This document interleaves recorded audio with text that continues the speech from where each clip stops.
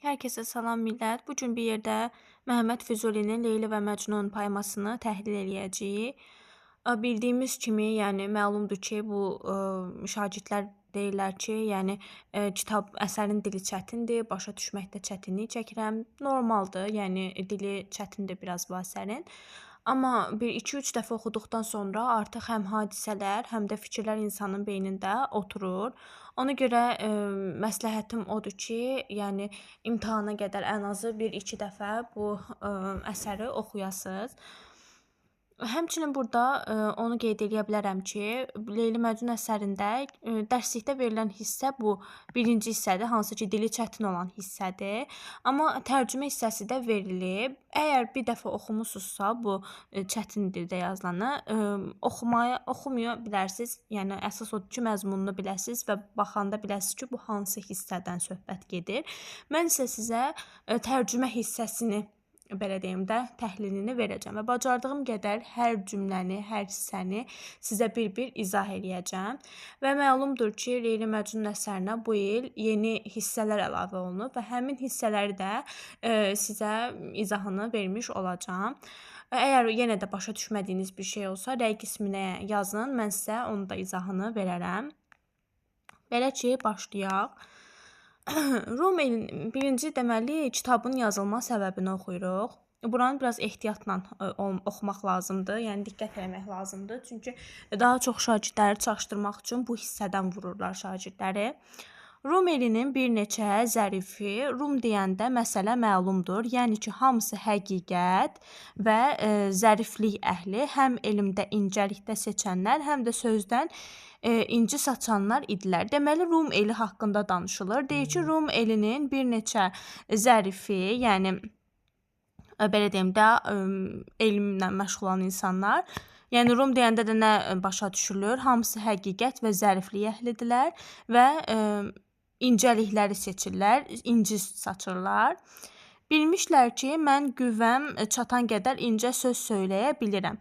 Mən xəstəni imtahan oxuna hədəf etdilər. Deməli, deyir ki, yəni onlar mənim bilirlər də ki, mən incə sözlər yaza bilirəm və mən xəstəni imtahan oxuna hədəf edilər. Bu imtahan oxunda indi deyəcəyik nədir mənası. Bununla bağlı testdə bir dəfə sual düşmüşdü və bu bəzi şagirdləri çaşdırmışdı. İndi izah eləyəcəm nəyi nəzərdə tuturam. Yəni biz bura qədər nəyi başa düşürük? Bu Rumlular, Rum əhli bilirlər ki, yəni Füzulinin sözü, qüvvəsi, incə sözlər söyləyən bir insandır və ona gəlirlər və həmin Füzulini, hansı ki, burada özünü xəstə adlandırır, onu imtahan oxuna hədəf eləyirlər. Deməli, baxaq görək, Rumlular Füzuliyə nə deyib? Lütf eylə dedilər, ey söz sərrafı, bir gizli xəzinəni də sən aç. Fars dilində Leyli Məcnun əfsanəsi çoxdur, türklərin isə yoxdur. Bu dastanı tərpət, bu köhnə bustanı təzələ. Deyir ki, yəni deyirlər ki buna, yəni ey söz sərrafı, burada Füzuliyə müraciətdir bu. Yəni sən deyir bu gizli xəzinəni aç, çünki fars dilində Leyli Məcnun çoxdur, amma türk dilində yoxdur. Yəni sən bunu təzələ də sən yaz bunu. İndi görək Füzuli nə deyib? Deyir, bildim ki, bu gəzan imtahanıdır. Canın bəlasıdır, sevdası uzun, bəhri qısadır. Deməli, sevdası uzun, bəhri qısadır. Bu nə deməkdir? Leyli və Məcnun əsəri Həzəc bəhrində yazılıb. Həzəc. Həzəc bəhrində yazıldığına görə, yəni Həzəc bəhrinin bəhri qısadır axı. Amma Leyli Məcnun özü də uzun əsərdir. Baxın, burada İskəndərnamə ilə, belə deyim də, Leyli Məcnunun giriş hissələrində, belə deyim də, təzad var. Belə ki, İskəndərnamədə deyirdilər ki, yəni, axtardıq hər yerdə, məlumat azdır. Yəni, əgər mən buna öz fikirlərimi əlavə eləməsəm, yəni ondan deyir, bəzək də onu açsam, heç bir səhifə olmaz İskəndər haqqında. Amma Leyli Məcnunda isə bu tamamilə əksdir. Burada da deyir ki, yəni sevda uzundur, yəni əsər uzundur, amma bəhri qısadır. Məzmunu isə nalə, fəğandır. Bir müsibət-i bəla-i məclisdir ki, əvvəli qəmdir, sonu isə heçdir. Deməli, Füzulinin dərdə salan səbəblərdən biri budur ki, bir, bəhri qısadır, qısadır. İki, sevdası uzundur. Sonu, məzmunu Məzmunu deməli, tab onu yazmıram, ah nalədir və belə deyim də, əvvəli qəmdir, sonu heçdir. Yəni düşə bilər belə bir şey ki, Füzuli niyə belə deyim də istəmir yazmağı? Səbəbləri budur. Bəhri qısa olması, sevdasının uzun olması, məzmununun ah, nalə, fəğan olması daha doğrusu və belə deyim də əvvəlinin qəm, sonunun isə heçlik olmasıdır. Amma necə imtina edeyim? Gözlənilmədən başıma gələn işdir. Yəni imtina eləyə bilmir. Səfərim dərd çölünə düşüb, mənə bu yolda kim dost olacaq? Səfərim dərd yoluna düşüb. Yəni dərd yoluna düşməyi də məhz bu əsəri yazmaq kimi qiymətləndiririk. Kimin ki dərd, qəm və möhnət dözümü var, bu yolda mənim dostum olur. Keyf əhlinə etibarım yoxdur. Yuxuya qalmayaq, yola düşək, mənzil kəsək, vaxt itirməyək. Ey bəxt, sən də vəfasız olma, bizimlə bir müddət boy yoldaşlıq et. Deməli, baxın, bayaq burada ey söz sərrafı, yəni Füzulinin özünə müraciət var idi ki, bunu Rumlular eləyirdilər və həmçinin burada da ey bəxt deyə bəxtə də müraciət var. Kimin ki dərd, qəm, möhnət dözümü var, bu yolda mənim dostum odur. Keyf əhlinə etibarım yoxdur. Deməli, Füzulinin kimə etibarı yoxdur? Keyf əhlinə. Və kim ki dərdə, qəmə dözümü varsa, o bunun mənim dostum deyil, onlardır. Yuxuya qalmayaq, yola düşək, mənzil kəsək, vaxt itirməyək. Ey bəxt, sən də vəfasız olma, bizimlə bir müddət yoldaşlıq et. Eyni şeyi bura yazıblar. Deməli, belə bu dastanın xülasəsi, dastanın yazılma səbəbini daha doğrusu bir qısaldaq. Rumlular gəlirlər, Füzuliyə yaxınlaşırlar. Deyirlər ki, bəs fars dilində Leyli Məcnun çoxdur, amma türk dilində yoxdur və bilirlər ki, Füzulinin sözləri incədir və gəlib ona deyirlər ki, sən yaz bu əsəri. Füzuli də buna pis olur, çünki Leyli Məcnunun sevdası uzundur, yəni əsər uzundur və bəhri qısadır, çünki Həzəc bəhrindədir. Və bu yolu ümumiyyətlə özü üçün belə deyim də dərd çölü adlandırır. Həmçinin bu məzmununda ah fəqan var və əsərin əvvəli deməli qəmdir, sonu isə heçlikdir. Amma bir şey deyə bilmir və burada bəxt də müraciət eləyir, deyir ki, yəni sən də bu yolda mənə kömək ol. Keçdik Məcnunun anadan olması və uşaqlığı. Baxaq.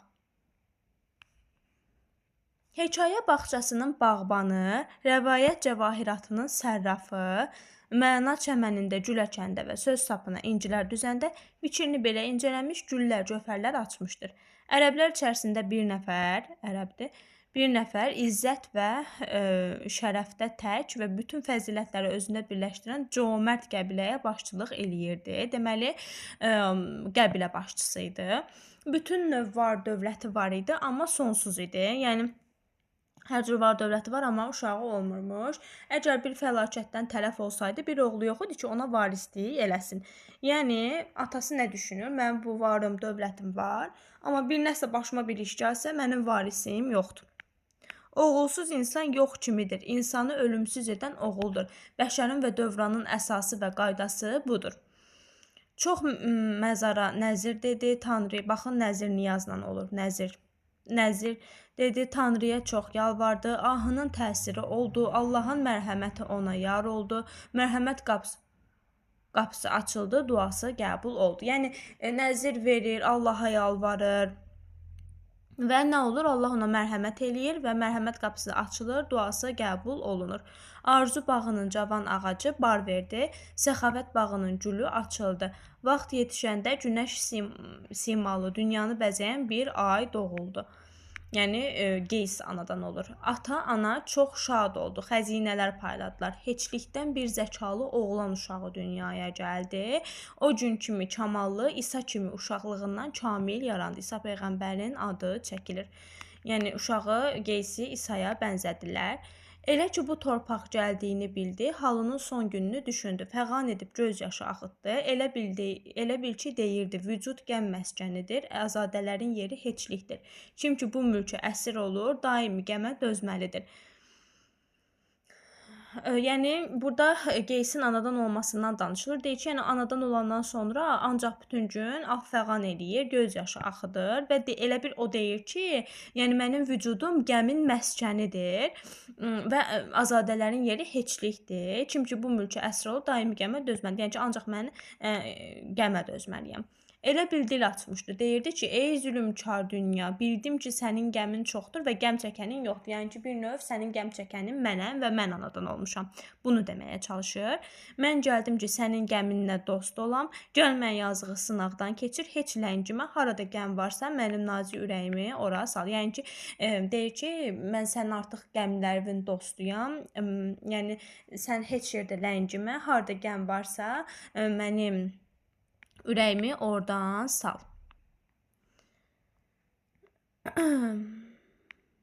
Belə.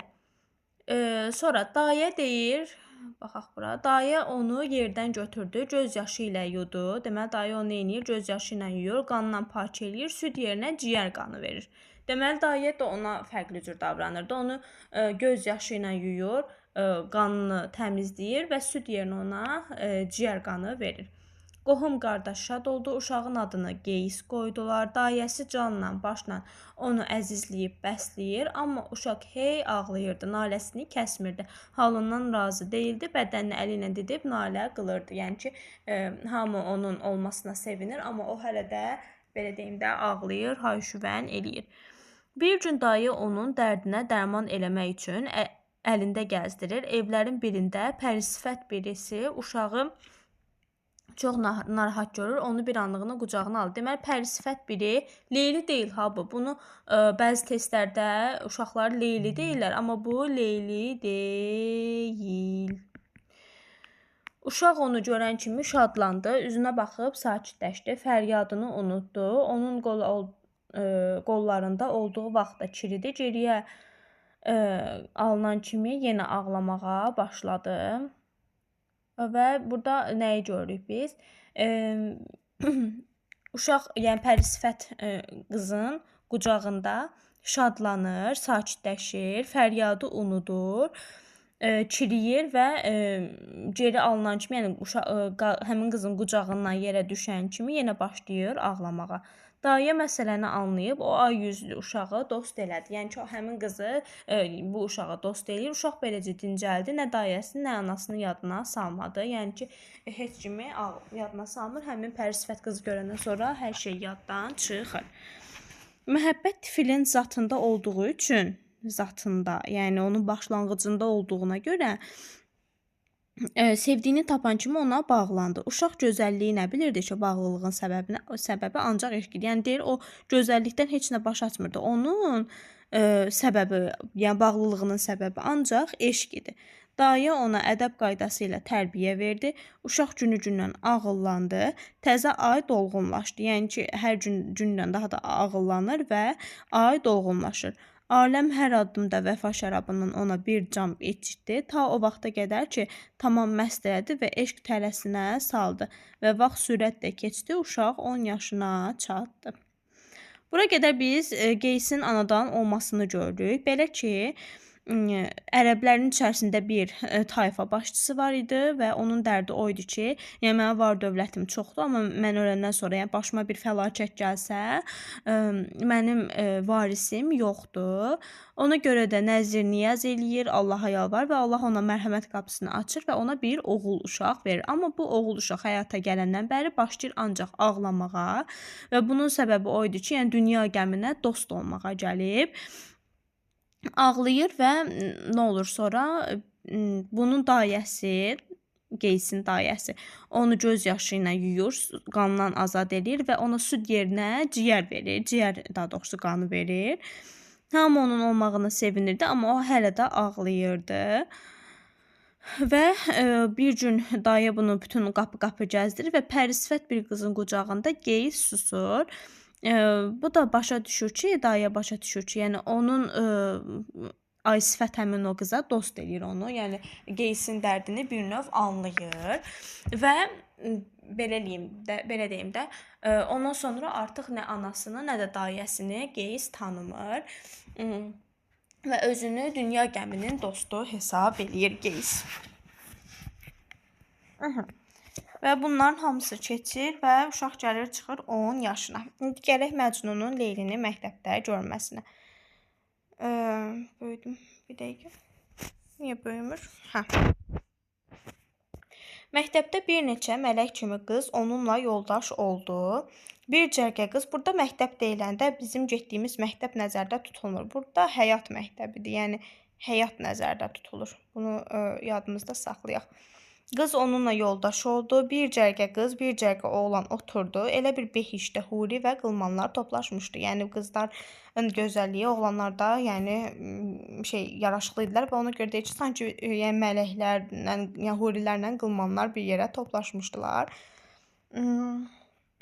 O qızlar içində bir pərizad Qeysə məhəbbətlə bağlandı. Yəni bu qızlar içərisində bir nəfər Qeysə bağlanır və bir türfə gözəl idi ki, ağlı əhli görəndə ağlını itirirdi. Yəni Leyli nəzərdə tutulur. Burada Qeysi görən kimi o ağlını itirir. Qartal baxışlı, ceyran gözlü, şirin hərəkətli, bal sözlü, yolu yürüşü qəmzəli, özü başdan ayağa qəmzə. Qısası özgə biçimli bir gözəl, əsil büt, yaraşıqlı dilbər. Dünya saçının tüfeylisi, dünya gözəli adı Leyli.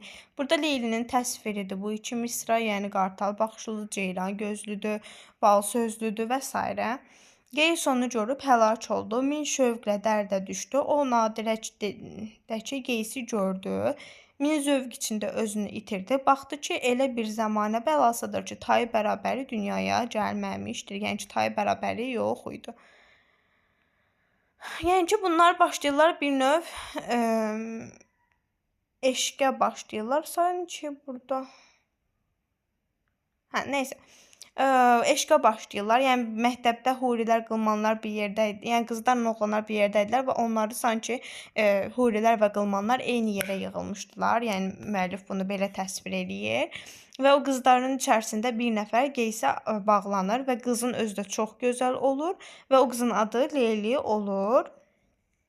Qeys də onu görəndə çox sevir və o da onu görəndə bir növ özünü itirir və bunların belə deyim də eşqi başlayır.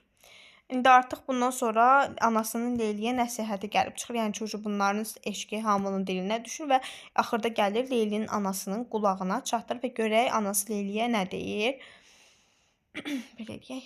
Bu əfsanə dildən dilə düşdü, əhvalat aləmə yayıldı. Hamı bildi ki, Qeys Leyliyə aşiq olub, Leylinin də meyli onadır.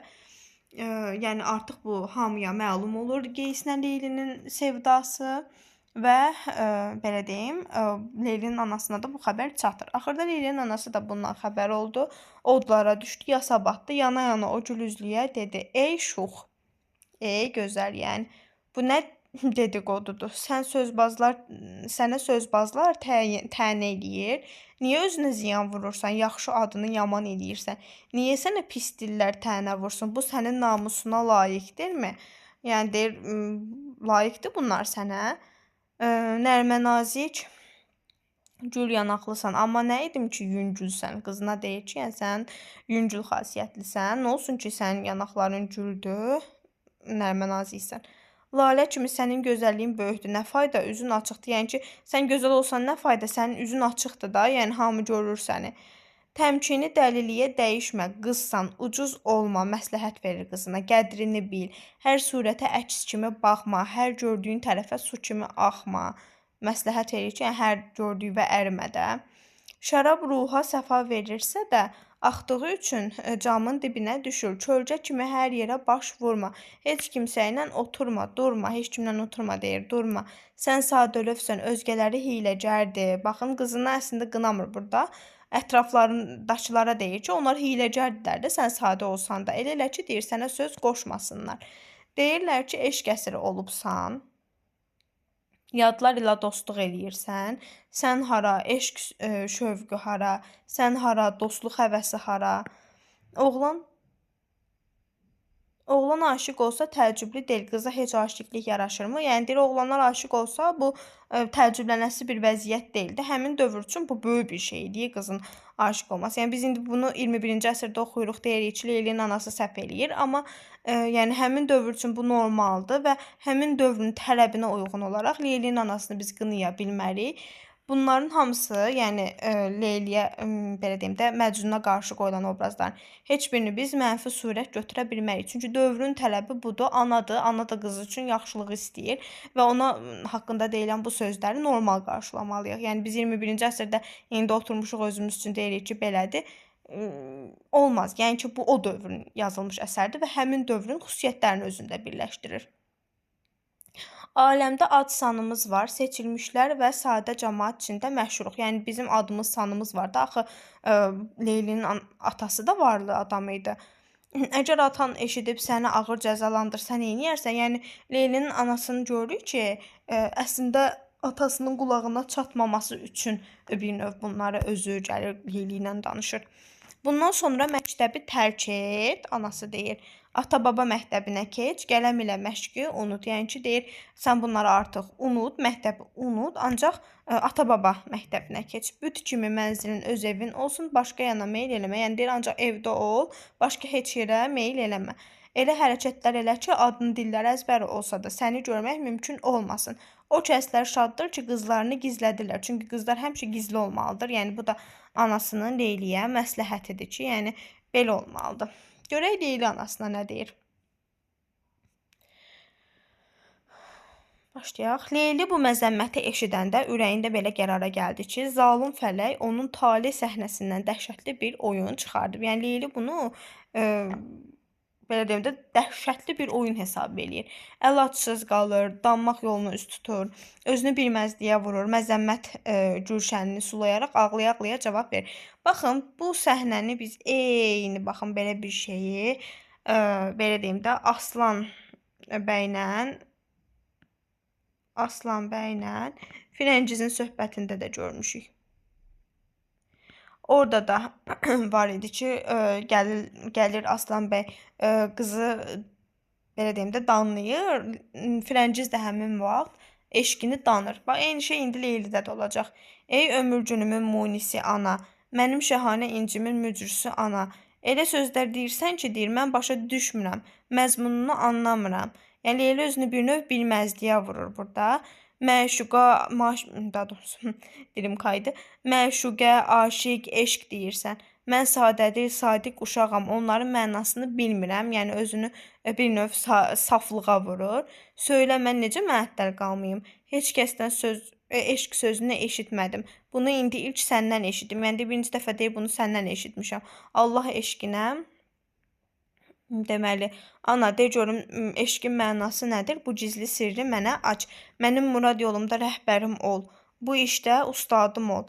Mən məktəbə öz başına getmirəm. Sənin fikrinə zidd iş tutmam. Yəni, mən məktəbə öz başıma getmirəm də, siz mənə göndərsiniz ora.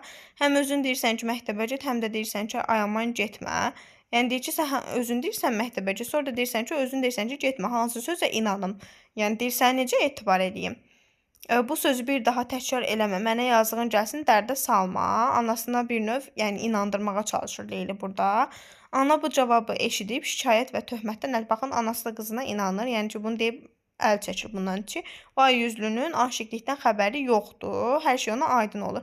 Danışılanların hamısının boş, əfsanə kimi aşiqliyinin boş söz olduğuna inanır və təsəlli tapır.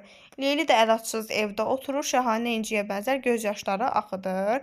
Yəni Leyli də əlacsız qalır da. Anasına axı dedi ki, sən deyirsən ki, sonra deyirsən getmə, mən sən deyəni eləyirəm. Yəni oturur öz evində. Hərdəm qəm içində minah çəkə-çəkə o ay yüzlü zərurətə səbrlə qatlaşır, dərdlə qəm nəğməsi qoşaraq bu qəzəli oxuyur. Leylinin burada biz qəzəlini görürük. Baxaq. Qəzəli Leyli. Fələk zülm ilə məni canonumdan ayırdı. Əcəba mənim naləf əfqanımdan cana gəlməzmi? Əgər şöhrəsi ilə göylərin 9 qatını yandırmasa, mənim yanan ürəyimin ahı odundan nə çıxar? Gizli qəmim məni öldürdü. Bu da bir qəm ki, gül üzümün bu gizli qəmdən xəbəri olmadı. Həm nəfəsim ahım idi. Ah ki, axırda o da bezikib qəm evimdən çıxdı. Can əgər məhəbbət təsiri ilə bədənimdən çıxsa, sanmayın ki, məhəbbət təsiri bədənimdən çıxa bilər. Lütf edib, ey külək, küləyə müraciət. Bu gündən belə, bəlkə sən bir xəbər verəsən nazlı sərvimdən. Ey Füzuli, ayrılıq qəm Füzuliyə müraciət var. Gəmi ilə halım pərişandır, heç kəsin də məndən pərişanamdan xəbəri yoxdur. Yəni bu da Leylinin qəzəli idi ki, hansı ki özünü bu qəzəllə bir növ öz fikirlərini, daxili düşüncələrini, əsl düşüncələrini biz burada görmüş oluruq. Məcnunun Leyliyə səhrada rast gəlməsi. Bir gün aləmi işıqlandıran bahar dünyaya Novruz feyzi gətirmişdi. Gül üzündən pərdəni götürmüş, bülbül nalə nəğməsini ucaltmışdı. Lalələr şeh meyindən qızıl piyalə olmuşdur. Gül ilə təzə yaşıllıq firuzə ilə qızılı andırırdı. Bir neçə vəfalı həmsöhbəti Məcnunun yazığı ağlar görüb, hər tərəfdə dedilər ki, ay başı bəlalı, gül çağıdır, pərişan olma. Bu fəsildə gərək adam şad, qəm-qüssədən azad olsun. Bulud deyilsən ki, ağlama, sel deyilsən ki, fəryad qılma. Ətrafdakıların burada Məcnuna sözü söhbətini görürük. Ey Gönçədə hansı sərvqamət ona oyna, gül, biraz rahatlan. Təmiz vücuda bu qədər qəm çəkmək heyifdir. Dünya belə qalmayacaq. Bu yay fəslində biraz gəzməyə çıxsaq, bəlkə yarınla görüşərsən.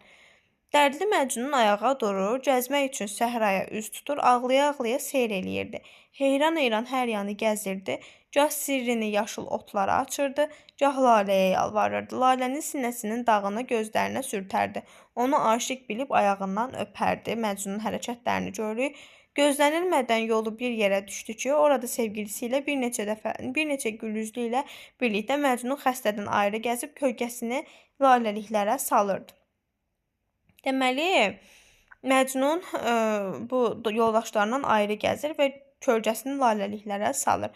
Bir çəməndə yaşıl çadır qurmuşdu. Elə bil ki, ay yaşıllıqda salmışdı. O gözəl çadır Gönçəyə, ay yüzlü isə onun içində gül yarpağına bənzəyirdi. Leyli ilə Məcnun üz-üzə gəldi. Dərd seli qəm dəryasına qovuşdu. Baxın, Leyli ilə Məcnun səhrada qarşılaşırlar. Leyli demə məclisi işıqlandıran şamdır. Məcnun demə ciyər yandıran atəşdir. Leyli demə cənnət içində huridir. Məcnun demə zülmət içində nurdur. Deməli, Məcnunu baxın atəşə, nura bənzədir. Leylini isə şama, deməli huriyə, aya, bir də yeganəsidir də, yəni bu şah sözü ilə yadınızda saxlayaq da bunu. Məcnun isə baxın atəş, nur bunların hamısı bənzər şeylərdir də, elə yadımızda saxlayaq. Bir də şəhərin əfsanəsinə bənzədir. O iki sərvqamətli və yasəmən boylu bir-birləri ilə qarşılaşırlar. Məcnun huşunu itirir, heyranlıq dəryası coşur. Bircə anlığa o aya baxa bilmir və kölgə kimi yerə sərilir. Leyli də ixtiyarını itirib, nigarını bir an belə görə bilmədi. Heyranlığı o yerə çatdı ki, yıxıldı, huşu getdi. Üzünə gül suyu səpib Leylini özünə gətirdilər. Yəni ikisi də bir-birinə baxır və ürəkləri gedir. Baxın, bu da yerə sərilib, bu da yerə sərilib və üzünə gül suyu ilə Leylini oyadırlar. Hər yanan ona dedilər ki, ey ay yüzlü, birdən atan-anan xəbər tutar, özgə ilə aşina olubsan, bir gözələ əsir olubsan. Yaxşı baxsan bu yamandır, həm sənə, həm də bizə ziyandır. Yəni deyirlər ki, özvə gəl də. 12. Oradan çadır və xalıları yığışdırıb o ay yüzlünü öz bürcünə, yəni öz çadırına aparırlar ki, ata-ana xəbər tutmasın. Bu macəradan nə xəzinədən, nə əjdahadan bir söz açmadılar. Qan yaşlı gözlərinin suyu üzünə səpib Məcnunu oyatdı. Gördü ki, nigarından bir nişan yoxdur. Məcnun oyananda yəni görür ki, Leylidən bir xəbər yoxdur. Solğun bir bədən var, cansa yoxdur. Divanə qalıb pəri gedibdir. Dilbəri onu qoyub gedibdir. Geyimini yırtıb nalə çəkdi. Halı özgə hala düşdü. Yəni durub görür ki, yəni Məcnun durur, görür ki, Leyli yoxdur. O da başlayır ah-nalə eləməyə. Həm dərdlərindən üzr istəyir. Ey mənim dostlarım, sirdaşlarım, göz yaşlarımın seli üstümə hücum etdi. Mən yazığa qərq elədi. Mən xəstə ilə durub oturmayın ki, bu suda siz də batmayasınız. Yəni dostlarına deyir ki, siz mənim yanımda olmayın ki, siz də mənim günümə düşməyəsiniz. Mən məlamət rənginə boyandım. Sevda vurğunluğu odunda yandım. Bu od ki, cana düşdü, əlbəttə alışıb yüksələcək. Yəni deyir ki, bu od cana düşübsə, əlbəttə ki, yüksələcək. Mən bir quşam, yuvamdan uçub getdim. Mən hara, ev meyli hara. Yəni ki, mən bir də evimə gedən deyiləm də. Mən oradan ayrı düşmüşəm. Mənə evdən çox da danışmayın. Mən daha ora getmərəm. Əgər dost yoldaşlarına deyir ki, atam sizdən halımı, dərdimi soruşsa, ona deyin ki, əyin başını yox elədi. Zaman onun üzr istəyirəm.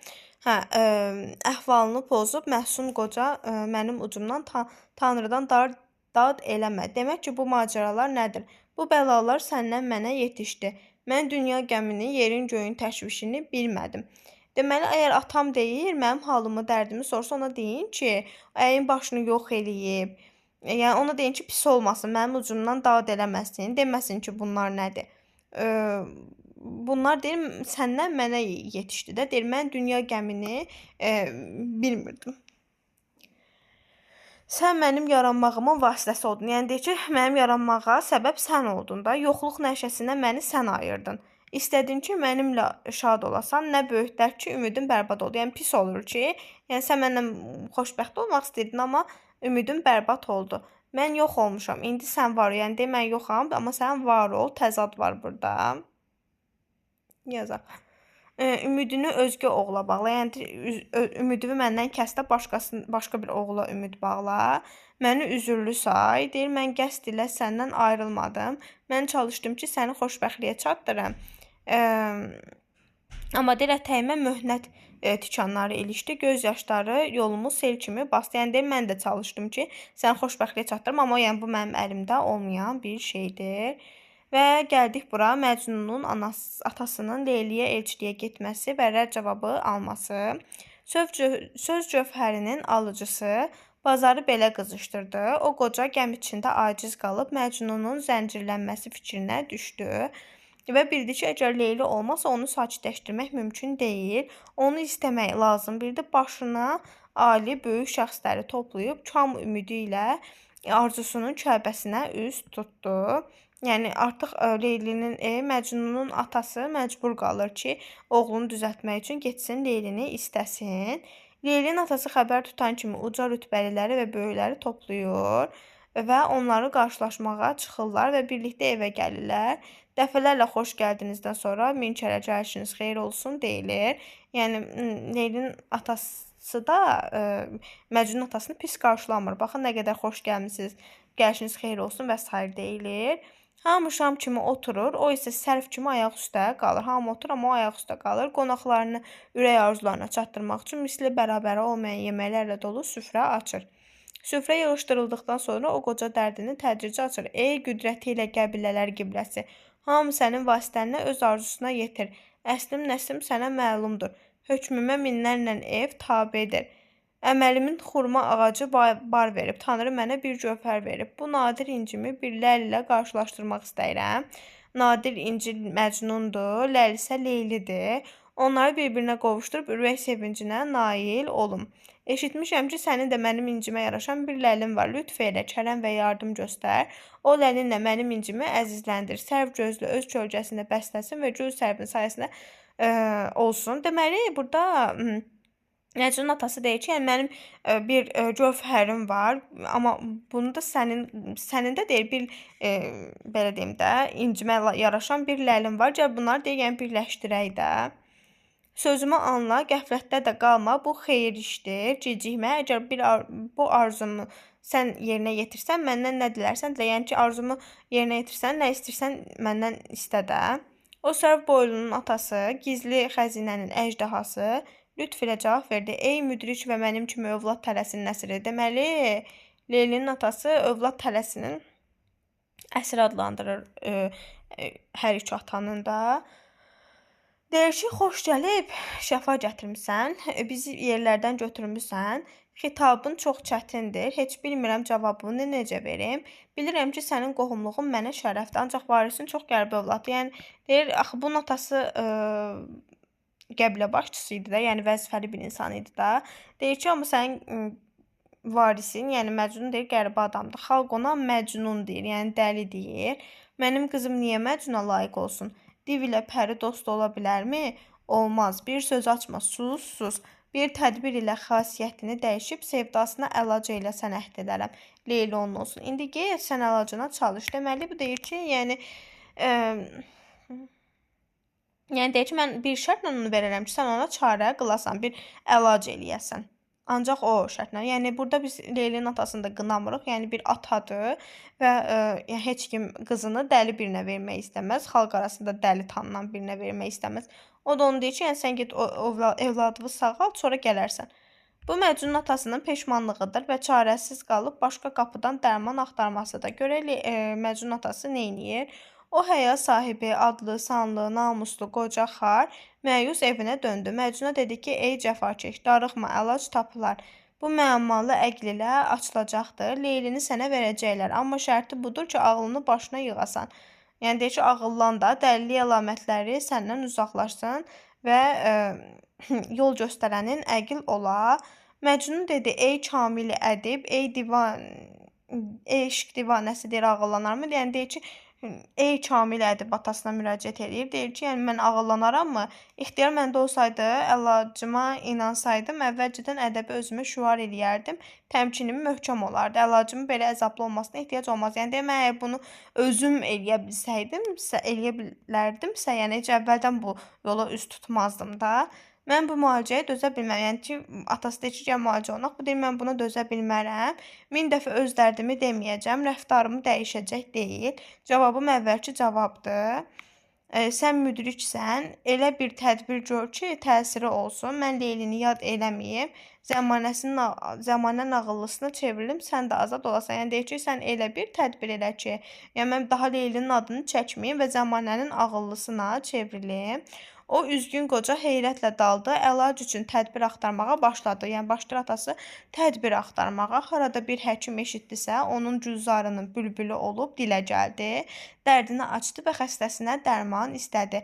Minlərlə mahir həkim xəstəyə xeyirli bir əlac şərbəti içirə bilmədi. Yəni nə qədər adamla tanışsalar da, nə qədər dərdinə dərman axtarsalar da bir əlac tapa bilmirlər. Harada bir nəzir yeri varlığını eşitdi, gedib oranın qapısının tozu oldu. Yəni harada bir nəzir yeri eşidirsə ora gedir. Çox əl açır, dua eləyir, nəziri verir, bəxşiş paylayır. Baxın, nəzir vermə məsələsi Qeysin anadan olmasında da var. Yəni artıq dəli olandan sonra onun sağalmasına çalışmasında da var. Dərdlisi onun ürəyincə şadlandıracaq və düz yola qoyacaq bir yer tapmadı. Çox sehir yazılıb, dua oxundu, çox hiyləyə ümid bağladı. Heç birində bir çarə olmadı. Allahın qəzasına naçar, yəni nə edirlərsə buna bir əncam tapa bilmirlər. Bir gün ona dedilər, ey pir, kimsə ona gəlir deyir. Dünyada bircə yolun qaldı ki, xəstəni Kəbəyə aparasan. Yəni kimsə gəlib ona məsləhət verir ki, onu apar Kəbəyə. Bəlkə yəni orada düzələrsən də. Mübarək qara daşa, həcərə baş vursa, əgər o adi qara daş olsa da yumşalar. Yəni deyir ona adi qara daşa vursan da o yumşalar. Və Məcnun atası da bunları eləməyə başlayır. Deməli, bu biçarə Məcnunun Kəbəyə üz tutduğudur və orada sevdasının münacatla artmasıdır. Baxaq, O pir bu xeyir işə çalışıb, Məcnun üçün bir kəcavə düzəldir. Yəni bir karvan fason bir şeydə maşın düzəltdirir. Onu da götürüb yola çıxır. Allahın müqəddəs güşəsinə yönəlir və deməli Kəbəyə gəlib çatırlar. Ey bəlalı, Kəbəyə üz tut, ibadət elə. Yəni atası Məcnuna deyir ki, özünü Kəbəyə tut, ibadət elə. Təzim qaydalarını gözlə, deyir, könlünü təmizləyib dua elə ki, yalvarışın qəbul olunsun, haqqın mərhəməti çarəni eləsin. Yəni deyir ki, sən dua elə, yalvarış elə ki, haqqın mərhəməti sənə çarə qılsın. Bu yerdə dualar qəbul olunur, bu torpaqda bəxşişlər verilir. Tövbə qıl, tövbə əməllərin ən yaxşısıdır. Yəni sən tövbə elə, bu əməllərin ən yaxşısıdır. Cəhd elə, nicata çatmaq yeridir. Məcnun bu məqamdan zövq alaraq nəşə şövqünün əfqanını uca göylərə saldı. Yəni zövq alır və başlayır belə deyim, səsini uca yerlərə salmağa. Yanğı ilə ürəkdən səsini ucaldıb Kəbə sarayına böyük yazılmalıdır. Sirrini belə açdı. Ey tavanı uca böyüklərin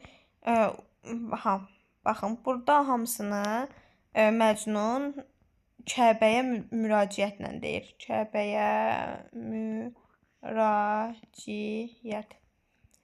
Deyir ki, yəni ey tavanı uca, böyüklərin ucaların səcdəgahı, izzət və iqbal əhlinin qibləsi, yer üzünün ətirli xalı, ey örtüsü səadət cövhərinin qabığı olan, dost sarayının xalısının həmrəngi, ey ibadət kolu gönçəsinin gül budağı, səadət cövhərinin sandığı, daim mənə həmdərd olan, amma mən kimi dünyanı gəzməyən. Hamısını deməli bu Kəbəyə müraciətlə deyir. Yəni necə adlandırır?